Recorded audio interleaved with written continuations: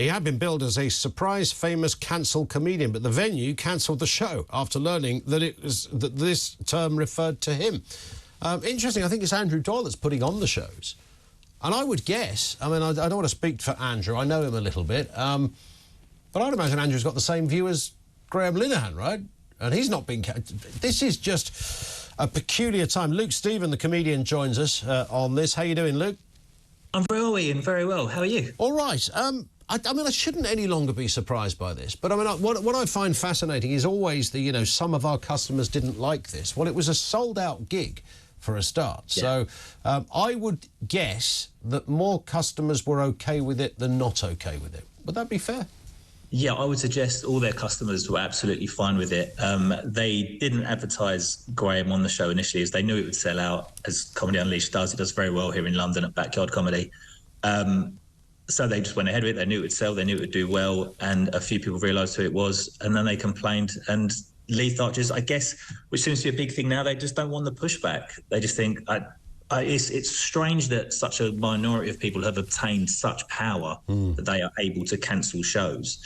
I mean, this didn't normally people would complain about comedy would be like the Christian right, and shows would still go ahead. Like that would be Stuart Lee's The Jerry Springer Opera, protesting every night. But I think with that, you know, and also the Book of Mormon as well. When that first came to London, what did Mormons do? They started putting Mormon posters in the tube, and they went and flied the Mormon religion at the show. So no threat of violence. But I think the thing with this issue is there is a legit threat of violence if this goes ahead. They won't just protest outside peacefully. They will attack people. They can put it on their social media. They can gain some clout. And Leith Archers probably just thought, do you know what?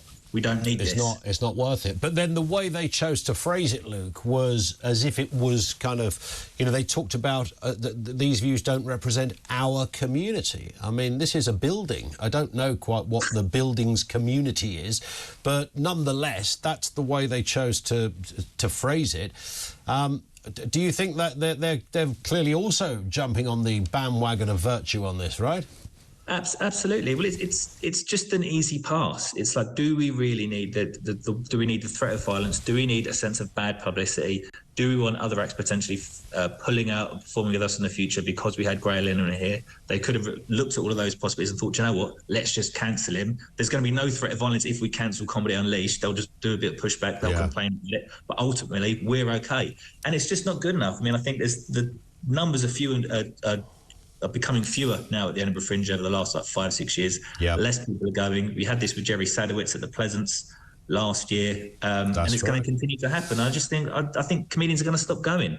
If you're going to cancel people, you're not going to let us perform, then we'll do it. And also, I'm amazed that other comedians aren't speaking out about this as well, because this affects our industry. This affects us. This is what we do. We go on stage, we attempt to make people laugh, and that's what it's about.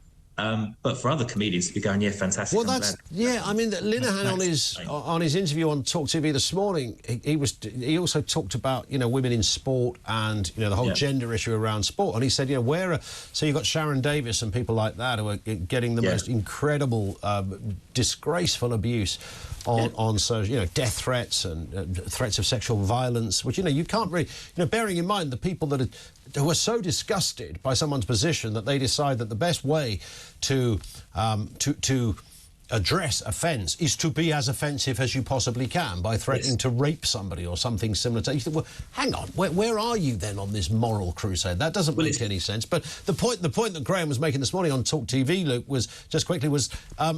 You know, why doesn't a Gary Lineker character come out on the side of Sharon Davis and say, look, you know, blah, blah, blah, it won't solve the problem, but it would help the problem. And I think you're making the same point about fellow comics, is that there's sort of a lot of people very quiet on this. No, absolutely. Well, I saw Sharon Davis on the brilliant podcast Trigonometry, where she spoke about how the difference in reduced testosterone levels doesn't really make a difference in high-impact sports like sprinting and powerlifting, because of the Q angle that men and women have are very different, because of women, the shape of their hips, bone density, lung capacity. So it was very interesting. You know, Sharon Davis knows what she's talking about on this, and it's bizarre that she's getting this backlash. But you hear the backlash she gets, and Gary Lineker can watch that and go, I don't need that backlash.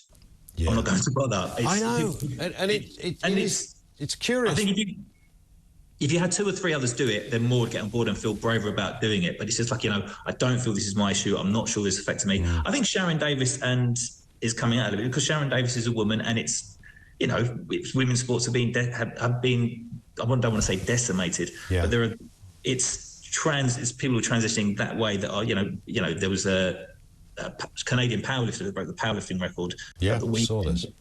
I think it was something like she beat the nearest competitor by something over 200 kilograms or something like that, something insane. Yeah. And then, of course, you've got Leah Thomas. And then went on to complain that women aren't very good at weightlifting. Yeah. Which was kind of like you couldn't really write that stuff. You know, Linehan couldn't have written that. What I find interesting, though, Luke, I mean, I've watched a lot of comedy. I'm a big fan of comedy and going to comedy clubs and the like.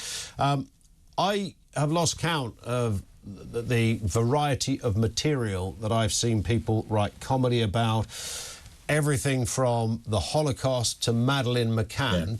In various ways, often through the prism of irony or, you know, stimulating a very dark subject in order to get out another point, etc.